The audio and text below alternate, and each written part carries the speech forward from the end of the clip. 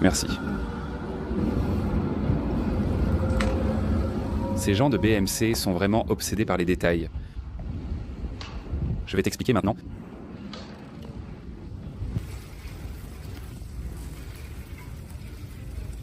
Nous sommes face au lancement le plus important de BMC pour cette année.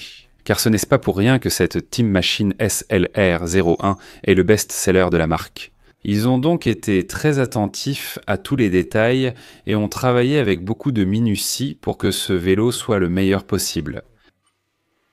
Qu'avons-nous ici? C'est le modèle de route pour grimpeurs de compétition, homologué Union Cycliste Internationale. Il va bientôt concourir avec le Tudor dans les courses de plus haut niveau.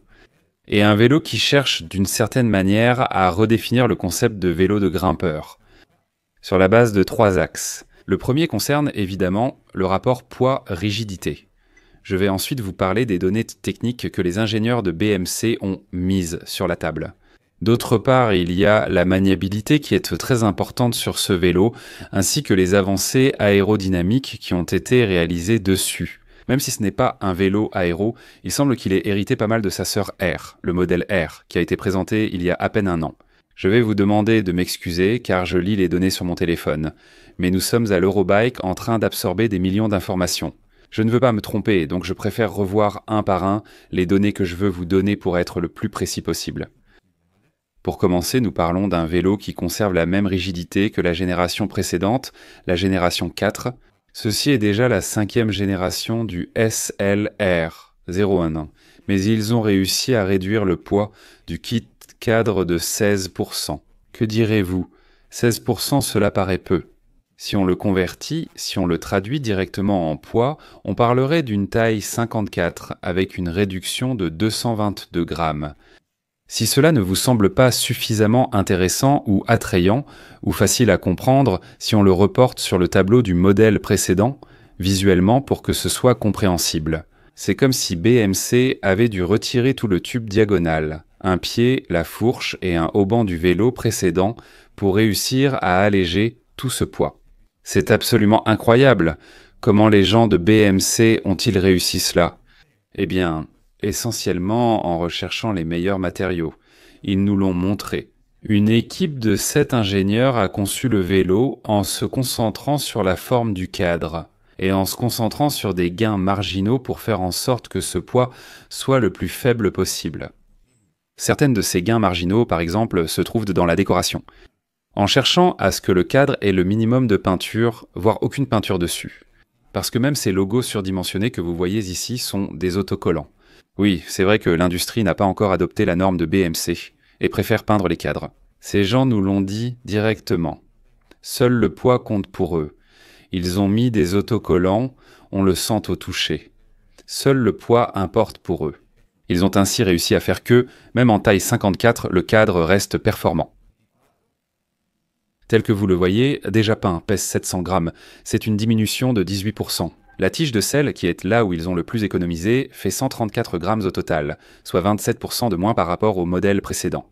La fourche, 339 grammes, ils ont réduit de 8%, et l'ensemble du cadre en taille 54 serait 1173 grammes, soit une réduction totale de 16%.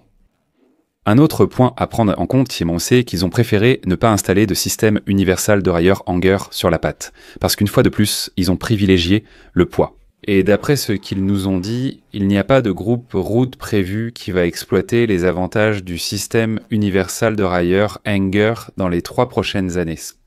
Donc il n'avait pas de sens de penser à installer des groupes gravel sur celle-ci. Vélo, si vraiment. Elle est entièrement conçue pour la route.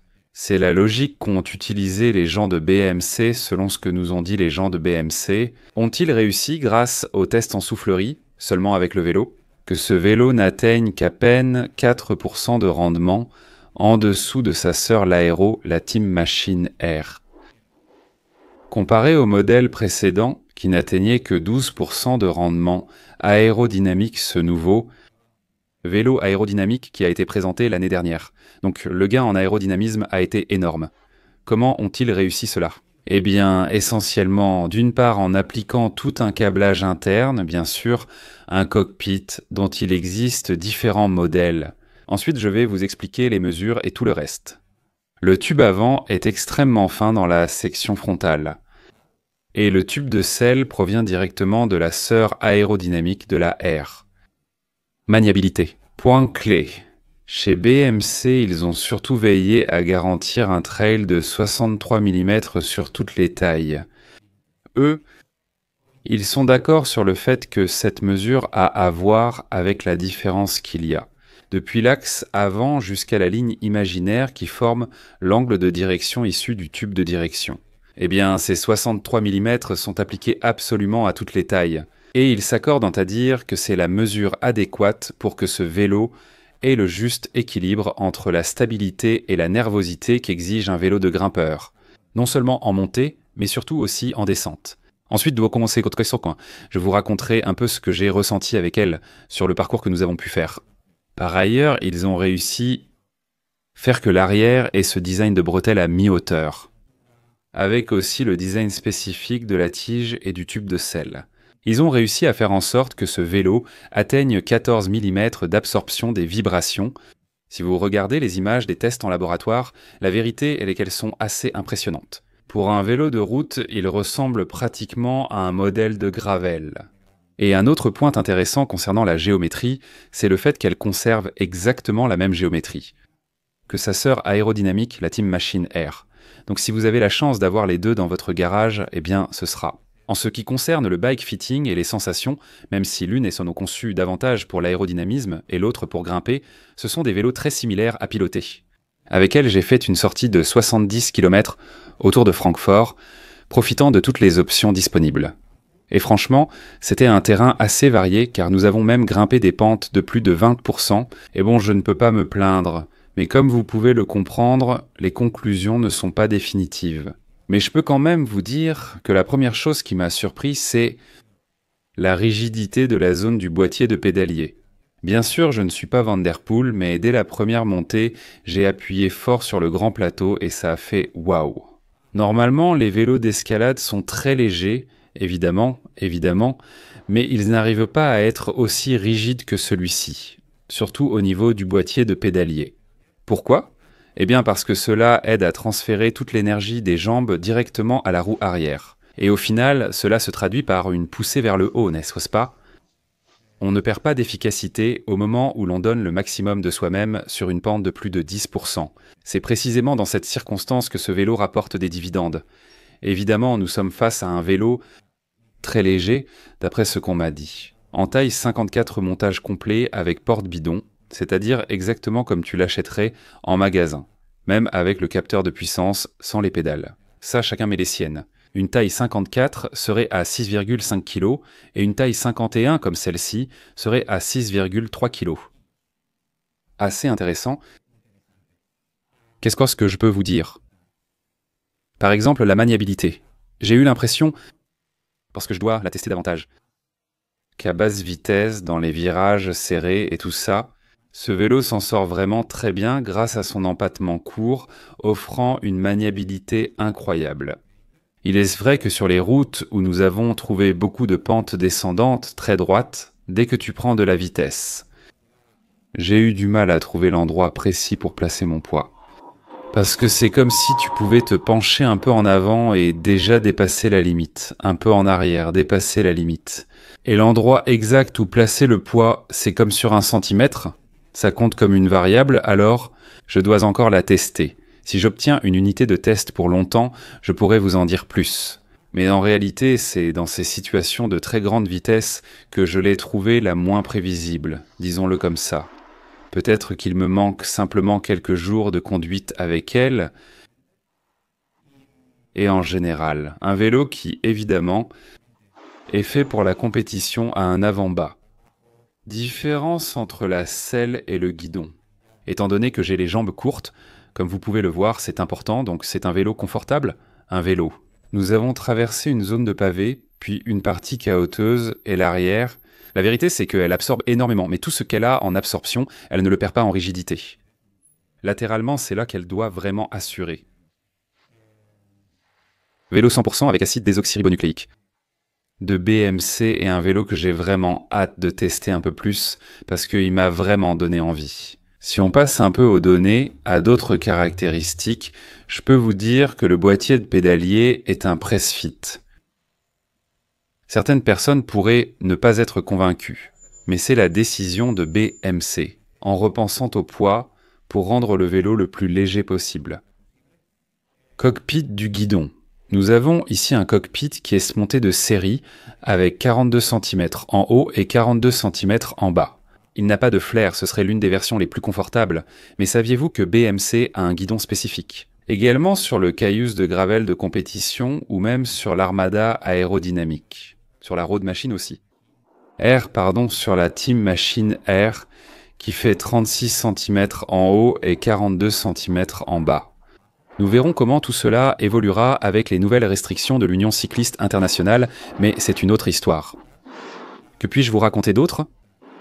La selle, bien qu'elle soit très confortable, je crois que c'est une Argo des nouveaux modèles qui, comme vous pouvez le voir, est bien rembourrée. Je pense que pour un vélo haut de gamme comme celui-ci, peut-être qu'une option plus légère aurait eu plus de sens.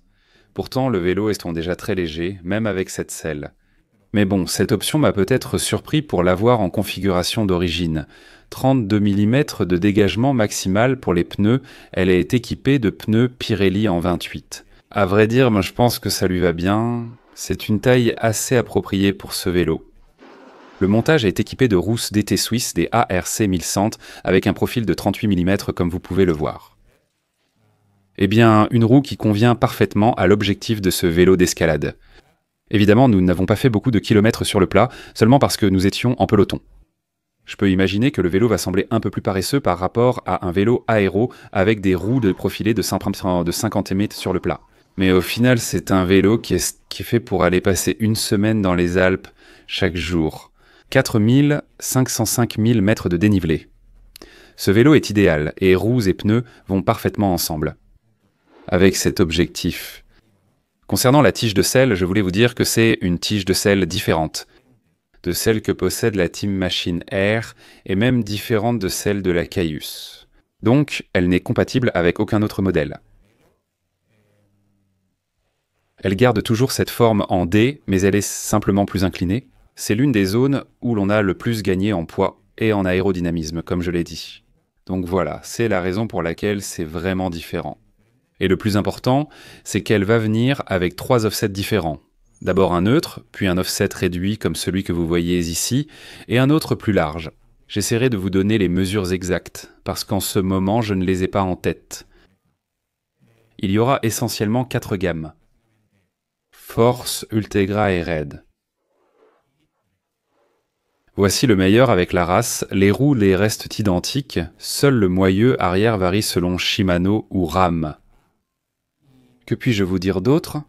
Les cadres seront disponibles à l'achat en 4 types différents à partir du plus léger cas, qui arrive, sans peinture et avec la possibilité de le peindre toi-même à la maison ou dans ton atelier de peinture de confiance tout en conservant la garantie. Et ensuite, à partir de là, il y a différentes options qui vont augmenter le poids parce qu'elles arrivent déjà peintes en série.